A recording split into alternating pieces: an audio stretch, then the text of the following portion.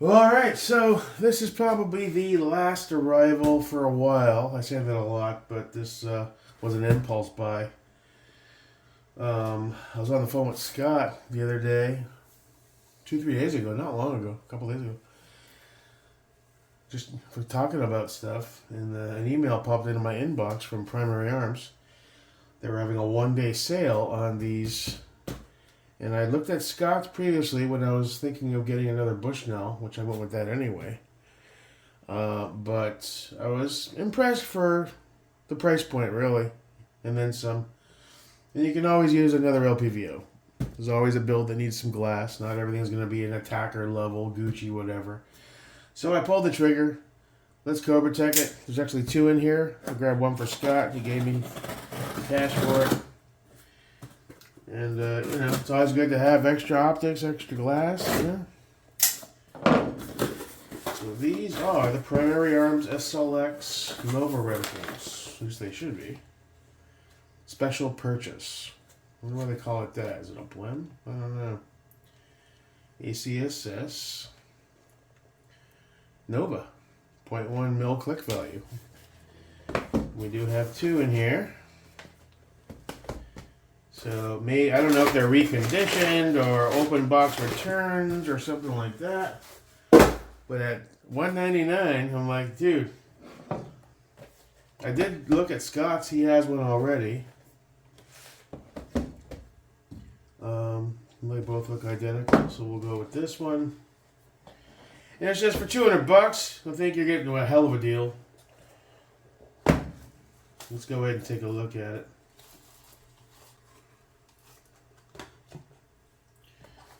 So we got our little booklet.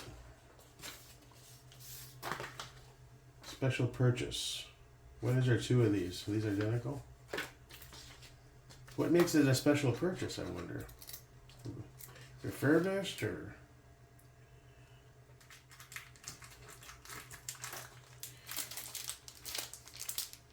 So that's like a different turret cap.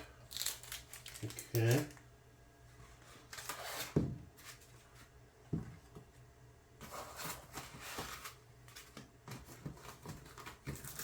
And you get a little itty bitty Allen key wrench there.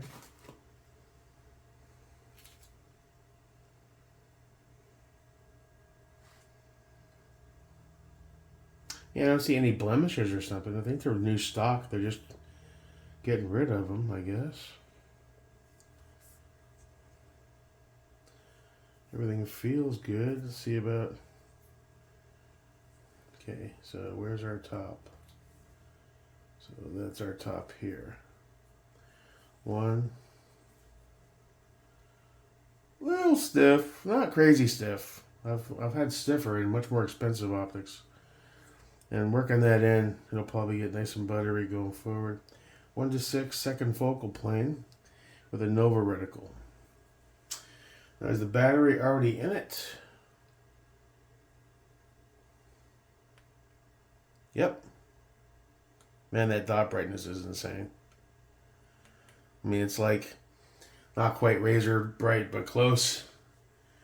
That is pretty impressive. Yeah.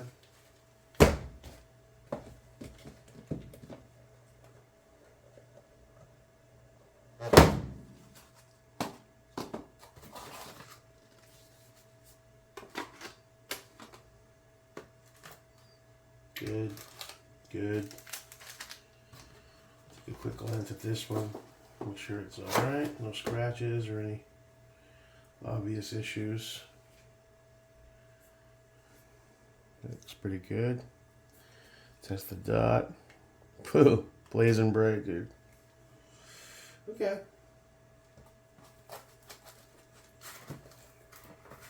Here we go. Okay, so I'll text Scott so he can come get his. And then he'll have two of these bastards. So let me pull out the Noveski, pull the optic off, and do a test fit. The Badger 194. I got almost all the paint off. I'm gonna get some acetone. There's a final few pieces just to be OCD about it, and then we'll do just a brief mock-up. Please stand by. Alright, so let's take the Holosun 512 off of there for now.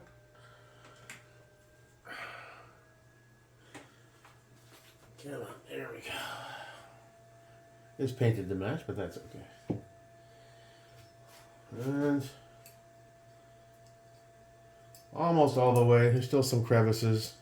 I think I'm going to go get some acetone. Why I don't have any yet is beyond me, but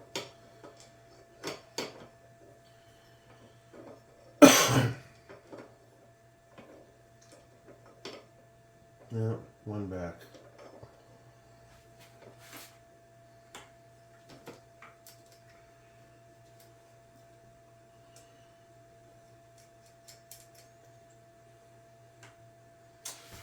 And I think we're going to remove these irons.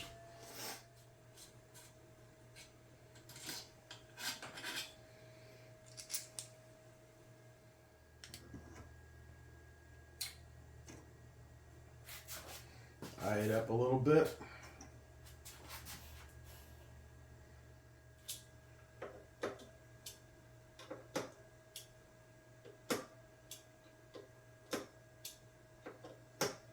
Okay, that's not going anywhere. Okay, so let's take a look at it through the window.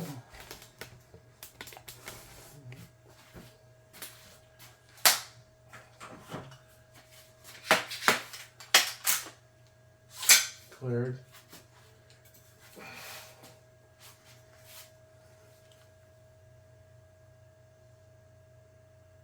I gotta say, that glass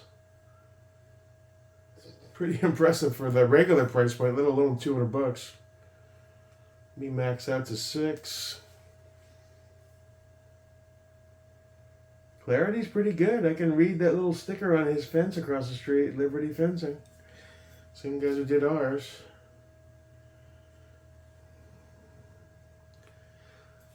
Dot brightness, insanely bright. That's the highest level, 10. Let's go to 9, 8, 7, 6, 5, 4. When you get to 3, the visibility's kind of gone.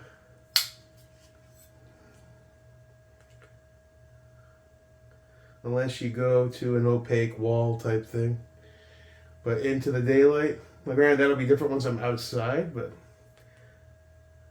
overall it's... Now it does continually spin, meaning it doesn't have an end point where then you'd have to dial back, which is, I guess, a good and a bad thing. So tactically, as you touch it, you're not going to really feel, you're not going to hit a wall, but that's not really a big deal. Lightweight, I forget what the weight is on this, but it feels like a 17, 18 ounce setup. Aesthetically, it looks cool. Nice and knurling. The dial for illumination feels good. It's a bit on the plasticky side. This is aluminum. Now, are these pullouts? I don't know. Oh wait, these are just, hold on. These are capped, right? They're just really on there, super tight. Okay, wow, that was weird. Never seen caps that tight. I'm having trouble turning them. Ugh. There's where the price point comes in. There you go.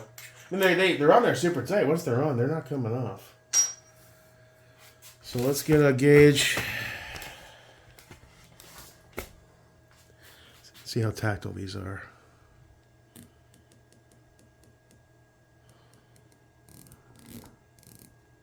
Feel pretty good. Let's see about...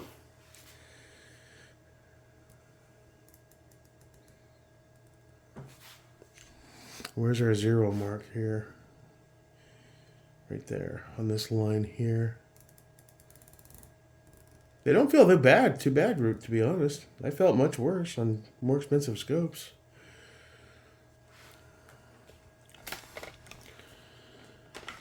I mean, for $200, I think this was a win. I don't care if you're some snob who only buys Attackers and Schmidt & Benders. This is still good to have for the money. for one of your spare guns to have some glass where there once was none. If you are rocking a red dot and you want a 1 to 6, and you want something that's not going to kill your wallet right away, or just to have as a spare, I think this is a viable option. Dot brightness is insanely bright. Overall construction and feel feels good. It doesn't feel cheesy at all.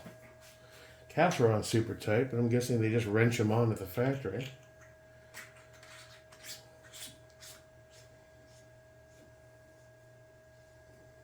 But they do go pretty far. You probably don't have to go crazy when you tighten them though, especially if you're going to be dialing. Okay, so they really have a nice deep pocket if you want them super watertight, super. So that's cool. I get that. I just wasn't sure.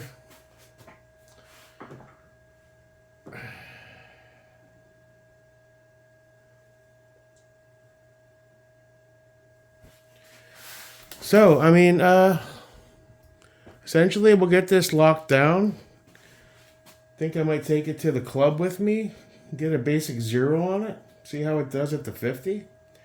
I like that it's lightweight. I like that it's got a daylight bright dot. That Nova reticle looks nice and clean. Let's throw it up through the window and get some final looks through that glass, and I guess we'll call this video done. I gotta text Scott, tell him to come get his. For $199, I think it's a killer deal. Cool, let's check out that dot.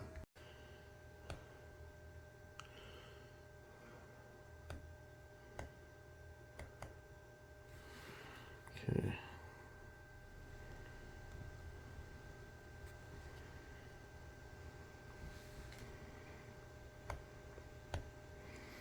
So let's see, where's 10?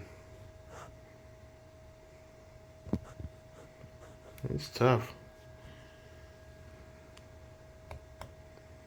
So that's 10 right there. Looks brighter than on the camera. If we move over to the outdoors there.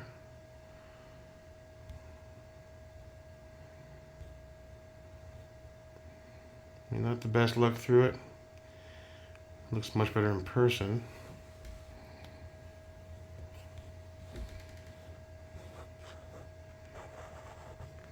It's tough to get behind the damn LPVO with a camera. Especially, I need to get one of those ones that hooks right up to the ocular so you see what the eye sees. Because obviously it looks better than that.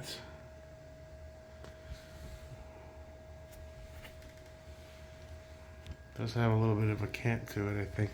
Well, it's not leveled yet. When I look through it with my eye, yeah, it looks a little canty. So I'll make sure I properly level that. But yeah. That's pretty cool. There, that's a bit more level. Pretty good, pretty good.